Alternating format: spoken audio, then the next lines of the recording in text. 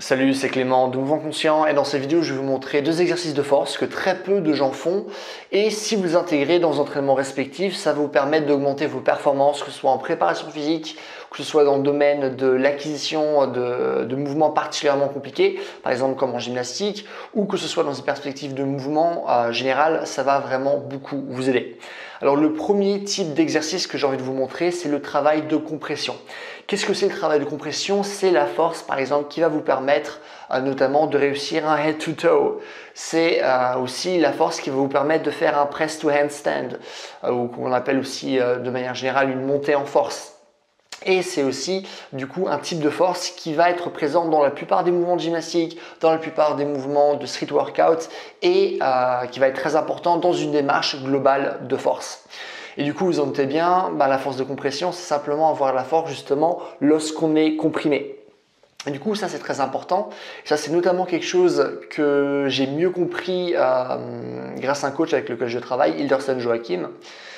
Et par exemple, lorsqu'on fait un head to toe, on s'imagine que tout ce qu'il faut finalement, c'est juste de la souplesse au niveau de la chaîne postérieure. Avoir des ischios qui sont souples, avoir des mollets qui sont souples.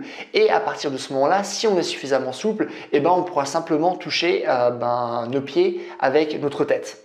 Or, ça va plus loin que ça. Certes, il y a l'aspect souplesse, mais il y a aussi l'aspect force de compression, être capable d'avoir suffisamment de force pour justement rapprocher notre corps le plus possible de nos jambes pour justement par la suite toucher nos pieds avec notre tête. Et pour ça, il faut développer notre force de compression et ça, on travaille notamment en gagnant de la force au niveau des fléchisseurs de la hanche, c'est-à-dire notamment le psoas. Or, tout ce qu'on nous dit d'habitude, c'est le psoas, il faut toujours l'étirer, psoas égale mal de dos, machin truc. Mais non, certes, c'est important d'être souple au niveau de cette région-là, mais c'est aussi important d'avoir beaucoup de force, surtout lorsque vous avez une démarche de mouvement, surtout lorsque vous voulez apprendre à faire des mouvements de force qui sont compliqués. Du coup voilà, travailler la force de compression, c'est excessivement important dans une démarche de souplesse, comme vous avez pu le voir avec le head to toe, et dans une démarche de force de manière générale.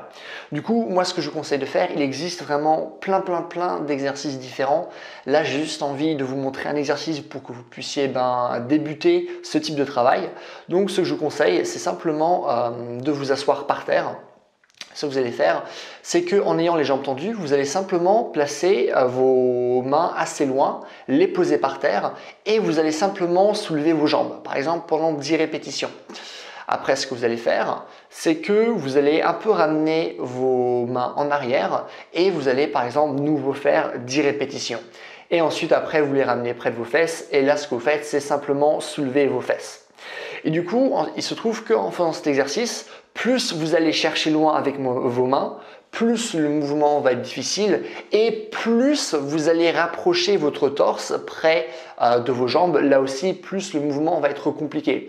Et du coup, simplement de travailler avec ce type d'exercice, faire plusieurs séries, avoir des temps de récupération qui sont relativement longs, 1 minute 30, 2 minutes, voire plus en fonction du type de travail que vous faites, si en plus vous rajoutez des poids, ce genre de choses. Mais c'est vraiment un très bon point d'entrée justement pour faire du travail de compression et ça va vous aider pour tous les mouvements que j'ai cités en début de vidéo. Ça marche? Donc ça, c'est le premier exercice. Le deuxième exercice, c'est aussi un mouvement que je trouve particulièrement intéressant. Si maintenant on parle de gymnastique ou de street workout, là ce qui va vous intéresser, ça va être plus un exercice qui va vous aider pour faire des handstand push-ups et qui va aussi beaucoup vous aider pour tout ce qui est force et santé au niveau des épaules. Ok? Alors du coup, le mouvement, c'est celui-ci que vous voyez là maintenant. Et c'est aussi un mouvement que j'ai appris grâce à un autre coach, cette fois Dr. Mince, pourquoi j'ai oublié son nom, Dr. Wes Hendricks, que vous pouvez aussi retrouver sur Instagram comme Hilderson Joachim d'ailleurs. Et du coup, ça aussi, c'est vraiment un exercice qui est particulièrement efficace. Ceux qui travaillent avec moi en coaching, pour beaucoup d'entre eux, l'ont déjà eu. C'est vraiment un très bon exercice. Moi, ce que je vous conseille de faire, c'est 3 à 4 séries d'une dizaine de répétitions. Et vous allez voir qu'en faisant ça, votre force au niveau des épaules va augmenter et vous allez aussi augmenter entre guillemets la stabilité de vos épaules et la santé de vos épaules. Du coup, que ce soit dans une démarche de travail vraiment spécifique pour des mouvements ou que ce soit dans une démarche de travail auxiliaire pour baisser votre risque de blessure, je trouve que c'est un exercice qui est particulièrement intéressant. Bah écoutez, c'est tout pour cette vidéo. J'espère que ça vous a plu. Moi, ce que je vous conseille, c'est de travailler ces mouvements au moins 2 fois par semaine. Et voilà, du coup, si vous avez des questions par rapport à ces mouvements-là, par rapport à la force, la souplesse, la vitesse, la coordination, l'endurance, quoi que ce soit, n'hésitez pas à me les mettre dans les commentaires. Je réponds à tout le monde, comme d'habitude. Si vous avez aimé la vidéo, n'hésitez pas à me mettre un j'aime, comme ça ma vidéo sera mieux répertoriée. Comme ça, j'aurai plus de vues, plus d'abonnés, ce qui est cool pour moi.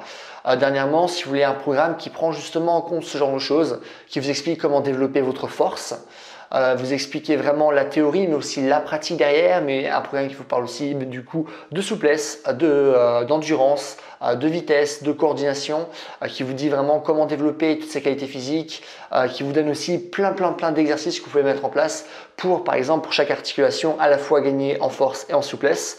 Programme qui parle aussi de posture, de blessures, de mouvements, avec un programme d'entraînement aussi de manière générale. N'hésitez pas à aller sur mon site, premier lien dans la description.